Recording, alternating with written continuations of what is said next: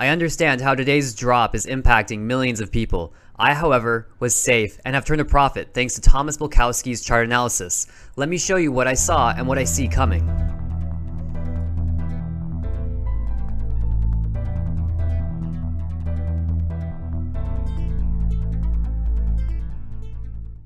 Starting today's analysis on the 1 minute time frame. I have some patterns drawn here, and I just want to really quickly clarify that I don't calculate price targets for moves on 1 minute charts. These patterns are very small, they're very volatile, and I use these patterns more to give narrative and give context to the price action over trying to trade. So the price fell, and I knew the price was going to fall very, very far today when the bounce from the initial push down failed to reach $29. That was a big signal for me. I actually entered into some puts as the price passed through 29. I knew that 29 was a very important level. I calculated that price target on October 22nd when I saw the formation of a symmetrical triangle. That was a long time ago, but that price level continues to be a very informative piece of information. Now the price fell and it found support at 26.66. This was the price target from an intraday measured move down on December 3rd. You can go back and watch that video and watch me chart that. As the price fell below that level, we saw this broadening ascending formation shown in cyan. This is typically a bottoming pattern and breaks out to the upside. However, today we didn't see that. Instead, we saw the price move out of the bottom of that trend line and then progress in a downward channel. Ultimately, not breaking down below the intraday low, but instead breaking out to the upside in this very small bullish pennant. And there's a small section of congestion here about halfway up that move, and I wanted to show that as an example of a half staff flag. Now it is on the 1 minute time frame, so it's very unclear to chart this, but you can see how the top and bottom of this rectangle would constitute a flag. And when the price made that move, this was the first half of the overall jump. And the price did consolidate and it did break out to the upside, and now we find ourselves in after hours. And I'm just gonna take a quick peek actually of what after hours looks like. I don't typically look, but we're gonna have a peek. Okay, nothing's happening in after hours, that's not surprising. However, when pre-market trading starts on Monday, I strongly believe that we're gonna see a push down below 26.66. If tomorrow morning I wake up and I see the price and that in pre-market the price has fallen below that level, I'm going to be doubling down. And it was actually the pre-market trading that gave me a tip as to what would happen today as well. Yesterday, and you can go back and watch this, I said I would not be surprised if in pre-market trading that the price drops below $29. And that is exactly what we saw. The price started pre-market with this big volatile candle. It's pretty tall. The low of 28.10 and a high of 29.02. That's just about $1.01, right? And in pre-market, nonetheless. The price jumps up, it consolidates, it's flirting with that $29 level, and then as soon as the market's open, boom, big dump. So that was my cue to enter into some put positions, which I'll share later. So today was a pretty red day. Something like 6 to 7% down. That is okay. I saw this coming. Here I am on the 1 day chart, the daily scale.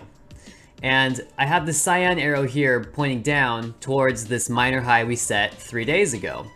And what that is it marks the very apex, the very ending point of the last triangle on this chart, which would be an ascending triangle.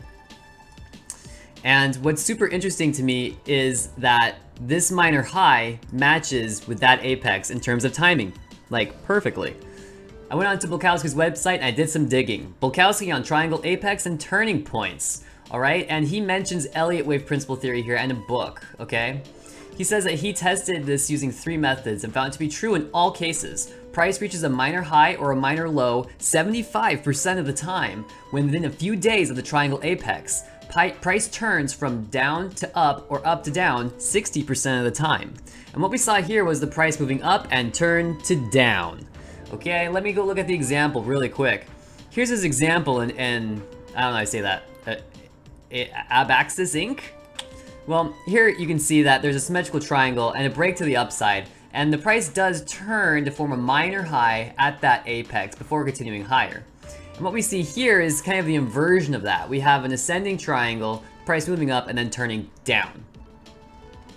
This was very interesting, and I would encourage everyone to go take a peek at this. Here's an example where we saw a symmetrical triangle break down, and then at the apex there was a minor high before a continued move downward. And this was a bottoming pattern. The price did eventually boom back up. Very interesting stuff. More than the triangle apex, it's actually the potential for a measured move down that has been really catching my attention. And if you watched yesterday's video, I say that this measured move down could bring the price as low as $5. Here we are on Bulkowski's website, and you can see the example on the right. There's a small diagram here. The minor high we saw 3 days ago would constitute the minor high of the corrective phase of this move. The first leg having been put in as the price broke down from this ascending triangle. Corrective phase completes, and now the price is beginning that second leg.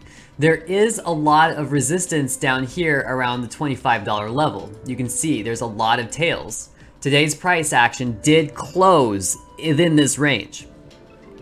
It is possible that a double bottom is being put in currently, and that we can see it break out and up at some point. For this double bottom to confirm a move higher, the price will need to rise above this minor high at 33.92. Sorry if you heard the sirens there. So unless the price moves above this level, I would actually expect to see a turn downwards. And this is something I've been saying for a while now. Unless the price reaches and breaks above that $35 level, I don't think we're going to see a recovery. So in any and all cases, the bottom is certainly not in, and this move could continue lower. While I'm on the daily chart, I just want to focus on the RSI, because it is turned down, alright? Any level below 45 indicates bearish momentum. Any level above 55 indicates bullish momentum, generally. It's important to read the RSI with a lot of discretion. It's not important what levels the RSI is currently at, but how it's interacting or how it's passing through those levels.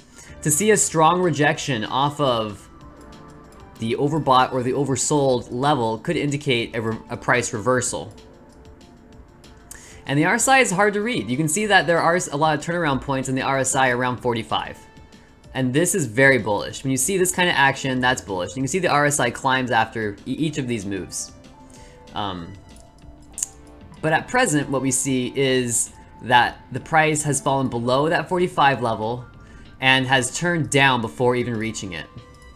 The RSI is officially oscillating in a bearish way. I'm sorry, sometimes I say bullish when I should say bearish, and sometimes I get my terminology flipped. It's just, there's a lot of very specific terminology. I'm sorry. So as the price falls, the RSI is coming down as well, and this is bearish momentum. Bearish momentum, and there is still room before the bears are going to consider, well, the bears aren't going to consider stopping their move down, but before we see the shift from bearish to bullish. The price can continue further, and we're likely to see this RSI continue to drop deep into the oversold area. Today's volume was pretty high, was it not? This yellow line, this is the 30-period average, so the monthly average essentially for volume. And as you can see, volume has been very high. And that the volume was super high today, almost as high as the previous lows, would give me an indication that a double bottom is not going to occur. If this was going to be a double bottom with a bounce on Monday, it would be an even atom. And that typically sees lower volume on the right bottom than on the left bottom. And here what we see is a comparable amount of volume. In fact, the average volume on the monthly scale is ticking up at this point. Reviewing the implied volatility, we see that the uptrend is in full swing. It is going crazy. You may also see that I'm missing a couple of days. I don't know why this happened. I called TD and Ameritrade. They didn't have an answer for me. But nonetheless, the implied volatility has been in an uptrend for quite some time now, and you can see that. Currently, the implied volatility is working in favor of the bears. As implied volatility increases, the price is generally moving into new lower price ranges than it has currently traded in days or weeks past. Today we did see a rise in that implied volatility, and as you can see, we haven't traded down this low for very long, except for in the past 2 weeks. I fully anticipate to see the implied volatility continue to rise.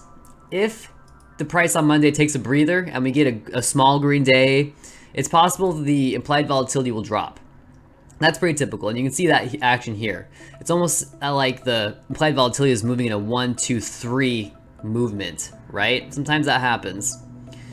So we'll see what shapes out Monday. I expect it to be another red day because we closed below 29. Now on the 15-minute time scale, we can see a little more clearly that there is a flag here. This is a bear flag. The flagpole extending downward, and these parallel trend lines occurred today. Today's little run at the end of the day rejected or formed that last touch point in order to qualify as a flag. And you can see that these parallel lines, or nearly parallel lines, form that flag. This would indicate another drop of equal or half the height, from half to equal the height of the flagpole is going to occur to the downside. And that would be pretty devastating, right? $32 down to $25. So another $3.50 move down would put us, well, if the breakout price is going to be at $26, into the low 20s, $23, $22 area. And I actually do have a price target at $22 as well. And this comes from a, let's see, it was a broadening descending formation, and I believe it's on my 15-minute chart drawings. But where is it is the question. I think it's back here a little bit. Yes, yes, there it is. There it is. This is a broadening descending formation shown in yellow. And I'm gonna get rid of this oval. This is kind of encumbering my chart a little bit. Okay, the descending broadening formation had an upward price target of $35, which the price failed to meet. False breakout. The price falls down, comes back in, closes below the upward trend line at around $31, and continues to fall. And at this point, that descending broadening formation is expired. I'm gonna say that we don't need to chart this anymore. I mean, I guess we could. We could say that it looks something like this. But to be honest with you, I don't think there's much value in that. I'm just gonna leave this chart pattern the way I had it, because you know how I feel about moving lines. You don't move lines. I think this pattern is played out, and I think we're gonna see a continued fall down to $20.36, and that very well could happen on Monday, or we could reach that price target on Tuesday. It just depends. You can see this downward drop that starts from about the $33 level and this area of congestion. And you might remember me explaining on the 1-minute chart how this could be, or could mean that this is the halfway point for that move. And if I just duplicate this line, I'm gonna get a similar height. And if I apply it to the breakout price, you can see that that move would actually extend beyond that price target. It's likely that the price will move and find support here. And it might take a couple of days to get there. But this is how I see this moving up. 1, 2, and then a third wave down. Now this devastating dip may continue for another trading week based on the measured move down on the daily time scale.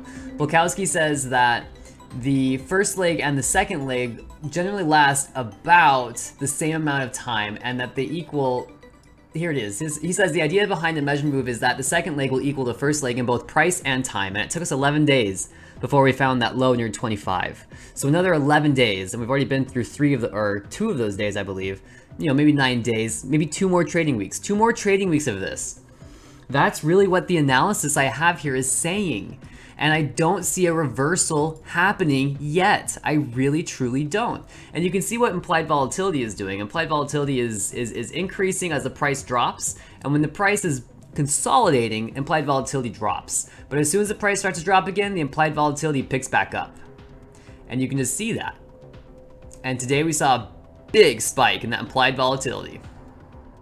Moving forward, I expect a lot more downside. This is tough to hear, but AMC has not produced a profit yet. The business ventures, like the popcorn business, have yet to be seen, and we don't understand yet how the company is going to achieve that business model. We don't know if they're acquiring rights to an existing company, if they're starting a company from the ground up, are they acquiring a new company? We still don't know these things.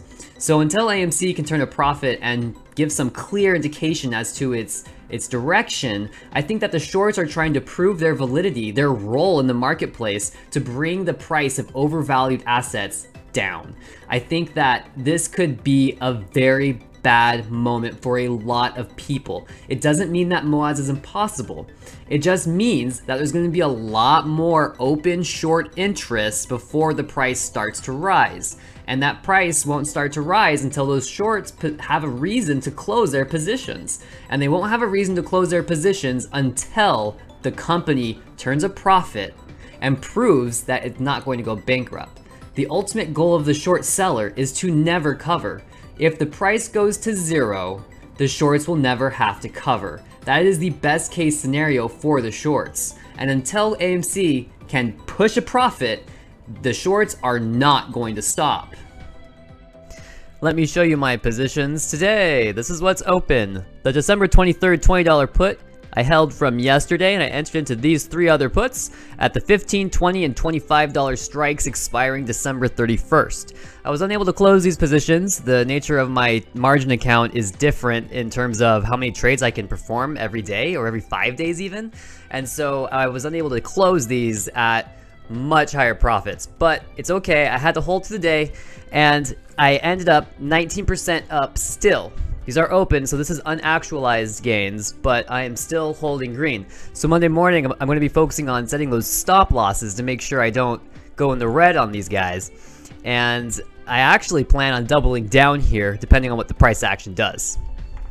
I'd like to end today's video by saying it's getting pretty dramatic, and there are a lot of feelings. I watched Trey's video yesterday, and I understand what's going on. It's so difficult, but to trade successfully, to make money in the marketplace, to survive in the marketplace, you must be rational. You must make decisions deliberately. You are always trading against yourself, against your greed, against your fear, and ultimately, your bias.